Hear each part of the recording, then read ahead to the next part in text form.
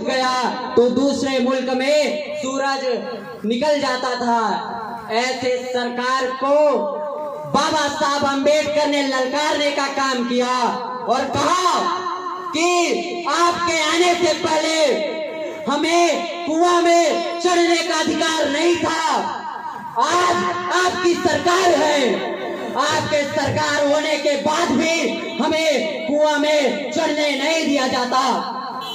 आपके आने से पहले हमें स्कूलों में घुसने नहीं दिया जाता था।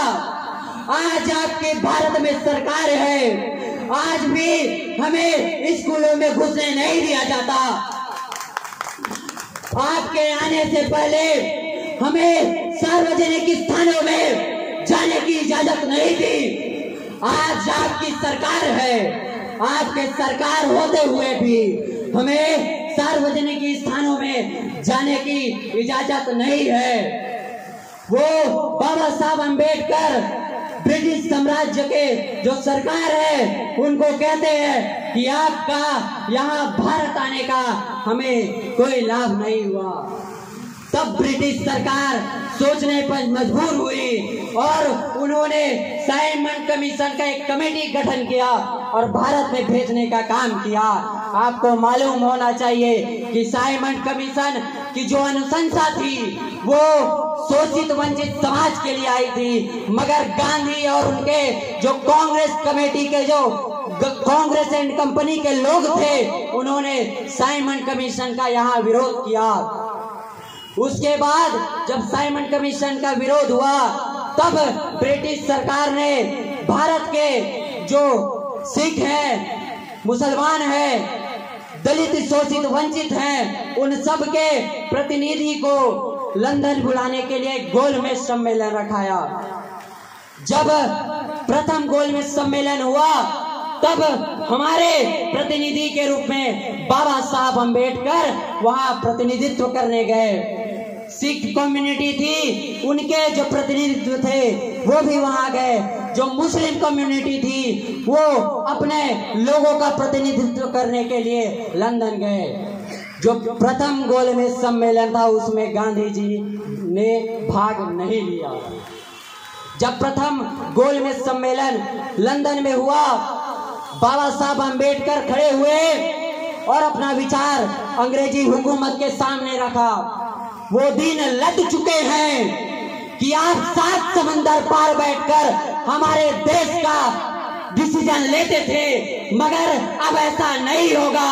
हम अपना डिसीजन खुद ले सकते हैं, हम अपनी सरकार अपने आप बना सकते हैं, हम अपना संविधान अपने आप बना सकते हैं।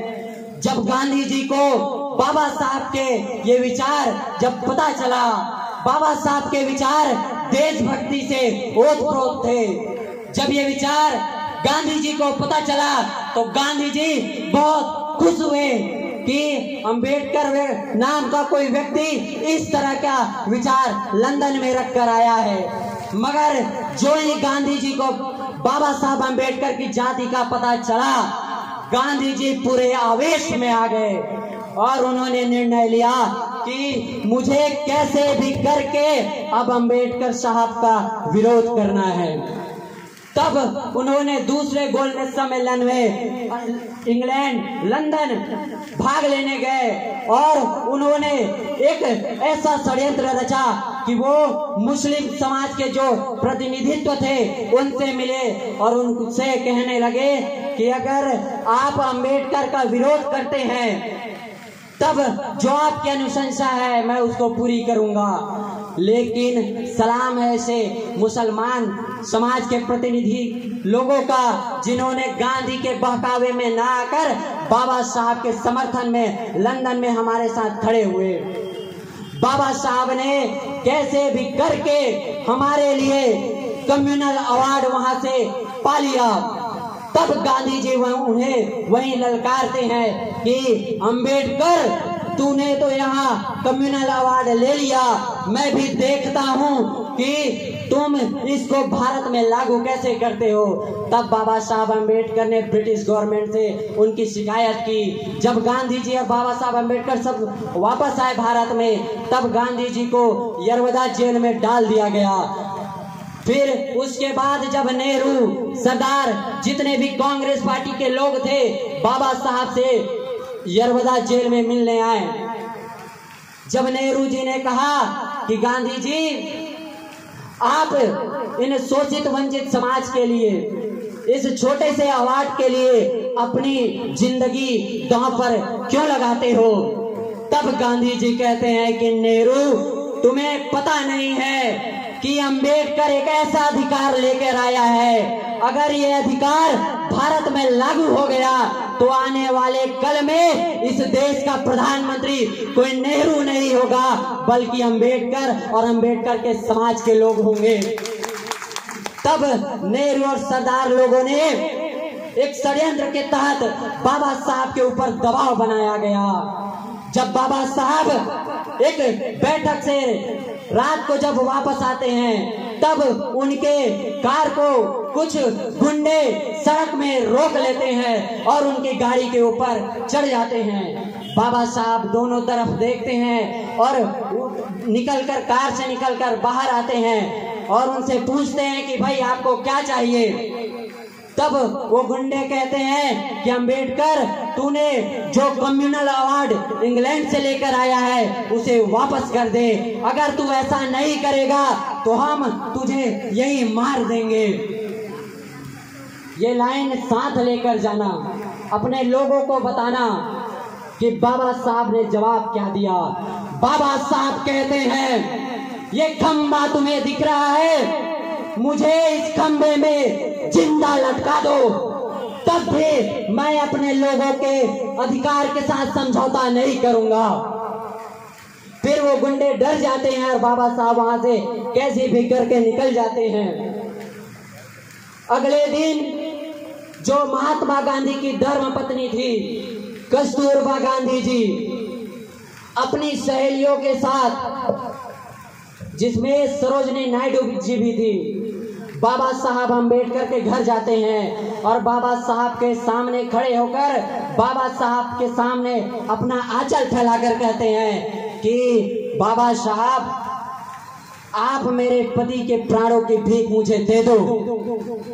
तब बाबा साहब कहते हैं कि मैं एक बहन के सुहाग के लिए अपने समाज के करोड़ों बहनों को विधवा नहीं कर सकता। और कस्तूरबा गांधी जी को कैसे भी मनाकर वो घर से विदा करते हैं। इसी बीच जो उनकी पत्नी थी रमाबाई अंबेडकर, वो भी सब चीज, सब कुछ नजारा पर्दे के पीछे खड़े होकर देख रही थी। जैसे ही कस्तूरबा गांधी वहां से निकलती है, रमाबाई अंबेडकर बाबा साहब के सामने आकर खड़े हो जाती है और कहती है कि बाबा साहब, कोई ऐसा रास्ता निकालिए कि जिससे इनका भी सुहाग बच जाए, जिससे हमारा भी काम बन जाए और उनका भी कुछ नुकसान ना हो। पूरे बाहर से जो दबाव था वो तो अलग था, पत्नी से भी बाबा साहब को दबाव झेलना पड़ा।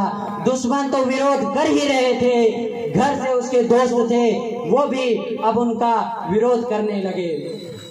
तब बाबा साहब अंबेडकर को सोचने पर मजबूर होना पड़ा। तब बाबा साहब ने समझौता के लिए सोचा, लेकिन उससे पहले उन्होंने कहा कि हम ऐसे समझौता नहीं करेंगे। तब उन्होंने एक शर्तनामा बनाया और शर्तनामा था आरक्षण। ये लोग कहते हैं कि आरक्षण हमें भीख में मिला है, लेकिन आरक्षण हमें भीख में नहीं मिला, बाबा साहब ने इनके हाथों से छीना था। तब जाकर 24 सितंबर 1932 को शाम के समय पूना पैक्ट समझौता हुआ था, जिसे आज हम मना रहे हैं। जब पूना पैक्ट समझौता हुआ 1932 में, उसके कुछ समय बाद गांधी जी के नेतृत्व में जो पूना पैक्ट समझौते की शर्तें थी उसकी धज्जियां उड़ने लगी, खुलेआम उसका उल्लंघन होने लगा। तब बाबा साहब ने सोचा कि मैं समाज के सामने गांधी जी के दोहरे चरित्र का पर्दाफाश करूंगा, और उन्होंने 1934 में कांग्रेस और गांधी को एक्सपोज करने के लिए एक किताब लिखी जिसका नाम है what Gandhi and Congress have done to be untouchables. Congress और गांधी ने अछूतों के लिए क्या किया। जब ये पुस्तक बाबा साहब ने लिखी और पब्लिश हुआ, कांग्रेस और गांधी के चमचे भड़क उठे और उन्होंने बाबा साहब की जो पुतला था उसे जगह जगह जलाने का काम किया, और एक सुबह जो उनका प्रेस क्लब था भारत भूषण, उसे भी इन्होंने जला दिया। पूरे देश का दबाव बाबा साहब पे पड़ा। मनो मीडिया बाबा साहब को गालियां देना शुरू कर दी। खून से लिखी हुई खतें बाबा साहब के पास पहुंचने लगी। आपको सोचना होगा कि हमारे असली मसीहा कौन है, हमें समझना होगा और हमें उन लोगों से सावधान रहना होगा जो बाबा बाबा बोलकर बापू की गोद में बैठ जाते हैं। अभी हम बहुजन समाज पार्टी के तत्वधान में उसके झंडे तले आज यहाँ इकट्ठे हुए हैं। चुनाव का दौर आने दीजिए। कुछ ऐसे दलाल लोग हैं जो कांग्रेस और भाजपा के बैनर तले चंद टुकड़ों के लिए अपने ईमान का सौदा करेंगे। अगर आपको पूना पैक्ट को समझना है तो आपको मान्यवर साहब काशीराम के लिखी हुई पुस्तक चमचा युग को पढ़ना होगा। मान्यवर साहब काशीराम जिसे चमचा कहते हैं, हम उसे गद्दार कहते हैं। गद्दार तब भी थे, गद्दार बाबा साहब अम्बेडकर के जमाने में भी थे, गद्दार बीच में भी आए और गद्दार आज भी हमारे साथ हैं, हमारे बीच हैं। हमें गद्दारों को पहचान करना होगा और उनकी असली औकात दिखानी होगी। अगर हम चाहते हैं कि बाबा साहब के सपनों का भारत हम बना सके, तब अपने साथ अपने लोगों को भी जोड़ना होगा।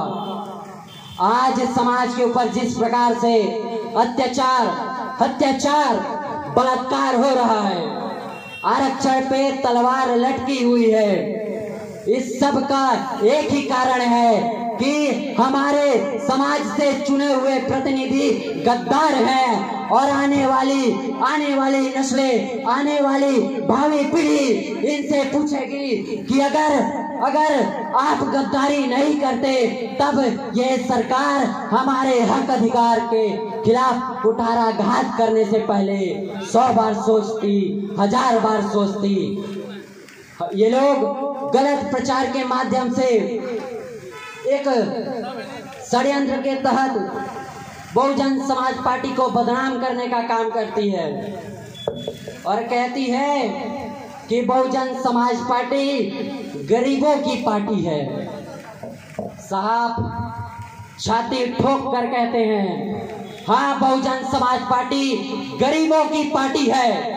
हाँ बहुजन समाज पार्टी किसानों की पार्टी है।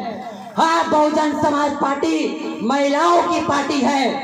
हाँ साहब बहुजन समाज पार्टी युवाओं की पार्टी है। हमें जो भारत के शोषित वंचित समाज है, हाँ साहब छाती ठोक कर कहते हैं बहुजन समाज पार्टी शोषित वंचित समाज की पार्टी है। हमें सोचना है, समझना है। और आज जो आप यहाँ इकट्ठे हुए हैं, इस बात को अपने लोगों के पास लेकर जाना है। कांग्रेस और भाजपा के हमें पर्दाफाश करना है और मान्यवर साहब काशीराम ने जो सपना देखा था, न बिकने वाला समाज, हमें वो समाज बनाना है। एक आखिरी शब्द यहाँ से लेकर जाइए। हुए होंगे बहुत से गद्दार, हुए होंगे बहुत से गद्दार, मगर हमारे खून में मिलावट नहीं है। जाएगी तो जान जाने दीजिए। बाबा साहब अम्बेडकर के मिशन से अब विमुख नहीं होंगे। ललकार है सत्ता की, तो 17 तक जाएंगे। आज यहाँ कसडोल में खड़े हैं, पलारी बलौदा बाजार, जहाँ भी जाएंगे ललकार से कहेंगे कि कांग्रेस और भाजपा वालों, तुम्हारे राज में भारत और जो भारत देश की जनता है ये सब गड्ढे में गई है। इन्हीं सब बातों के साथ मैं अपनी वाणी को विराम देता हूँ। जय भीम, जय काशीराम।